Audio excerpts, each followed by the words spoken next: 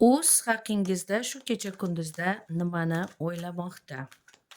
U siz haqingizda shu kecha kunduzda hozir nimani o'ylamoqda? U qanday energiyaga ega? Siz qanday energiyaga egasiz? U siz haqingizda nimani o'ylayapti? U sizni yaxshi ko'radi. U sizga oshiq bo'lgan.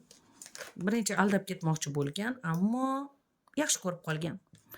Siz esa mehnatkash, pul topishga qiziqadigan, oila ro'zg'orga mas'uliyatni yoqtiradigan, mehnatkash insonsiz, ko'nglingiz ochiq, mehnatni sevasiz va pul ham topa olasiz. Albatta u sizni, ya'ni bu shaxsga nisbatan sizni sog'inayotgan, sizni o'ylayotgan shaxsga nisbatan siz kuchlisiz. Pul bo'yicha ham, davlat bo'yicha ham, obro' bo'yicha ham, husn bo'yicha ham siz judayam kuchlisiz. Sizga yetishga unga hali bor. U sizni vibratsiyangizga teng kelolmaydi, yoqtirib qolgan bo'lsa ham. Nimani o'ylayapti? U bunchalar kuchli, bunchalar aqlli. Qaniydi shunaqa kuchli bo'la olsam, qaniydi shunaqa aqlli bo'la olsam, shunaqa aqlli ayol bo'la olsam deb o'ylayapti. Sizni husningiz, sizni aqlingiz, sizni mehnatkashligingiz u judayam cho'chiyapti sizni yo'qotib qo'yishdan. Ya'ni sizni yo'qotib qo'yishdan, hayotida yo'qotib qo'yishdan cho'chiyapti. Iloji bo'lsa u siz bilan sayohatlarga chiqmoqchi, ya'ni yana siz bilan uchrashmoqchi, bu joyga taklif qilmoqchi. Biron bir joyga aylanishga yoki o'tirib choy ichishga, kofe ichishga taklif qilmoqchi. Hozirgi paytda u sarosimada. Albatta uni ishlari yaqinda siljishni boshlaydi. U pul topishni boshlaydi va pul topishi bilan albatta sizni ham xursand qilmoqchi. Undan tashqari o'rtada yana bitta ayol bor.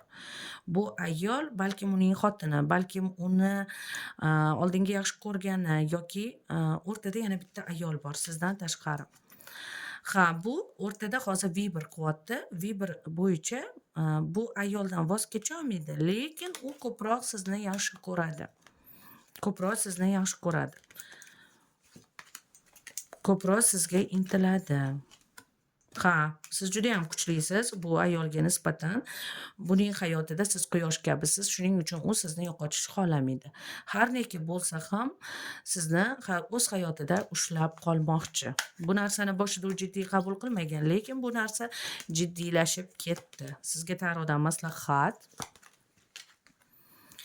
Albatta siz bu narsadan qayg'uga botmang. Bu og'ir narsa emas, o'z-o'zidan hal bo'ladigan narsa va bu sizga og'riqli bo'lgan munosabat bo'lsa, bunga aslo siqilib o'tirmang. Chunki sizni hayotingiz oldinda va sizda turli xil ajoyib yangiliklar va yordamchi kuchlar ham bor. Siz bu отношенияni qanchalik davom ettirasiz yoki yo'q, buni o'zingiz o'sha suhbatda hal qilasiz. Agar u ikkiyuzlamachilik qilsa, siz albatta u bilan orani uzishga tayyorsiz, hatto ko'nglingiz sovigan. Marhamat.